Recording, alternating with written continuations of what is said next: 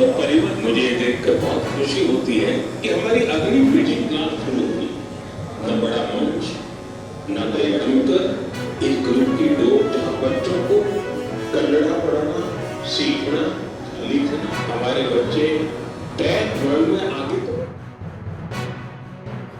ಅಥವಾ ವಿಶೇಷವಾಗಿ ನಮ್ಮ ಗಡಿಯ ಭದ್ರತೆಗೋಸ್ಕರ.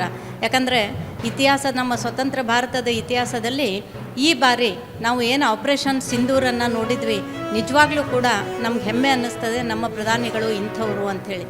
ಅಷ್ಟೇ ಅಲ್ಲ, ಈ ಬಾರಿ ನಡೀತಕ್ಕಂಥ ಕುಂಭಮೇಳ, ಮಹಾಕುಂಭಮೇಳದ ಕ್ಷಣಗಳನ್ನು ನೆನೆಸ್ಕೊಳ್ಳುವಂಥದ್ದು, ಅದೇ ರೀತಿ ರಾಮ ಮಂದಿರ ಆಗಿರುವಂಥದ್ದಿರ್ಬೋದು, ಅದೇ ರೀತಿ ಅನೇಕ ಕಡೆಗಳಲ್ಲಿ ಭಾಷೆಗಳಲ್ಲಿ ಕಾಶಿಯಲ್ಲೂ ಕೂಡ ತಮಿಳನ್ನು ಮಾತಾಡಿದಂಥ ವಿದ್ಯಾರ್ಥಿಗಳದ್ದಿರ್ಬೋದು.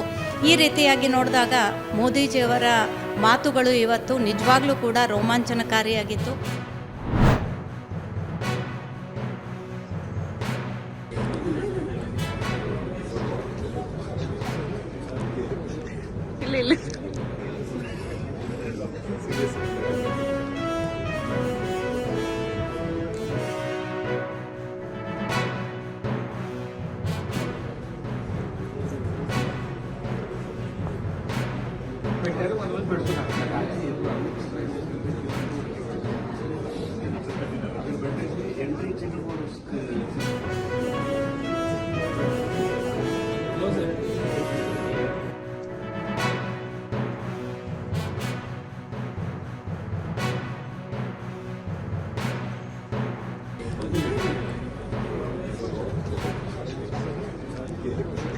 ಇಲ್ಲ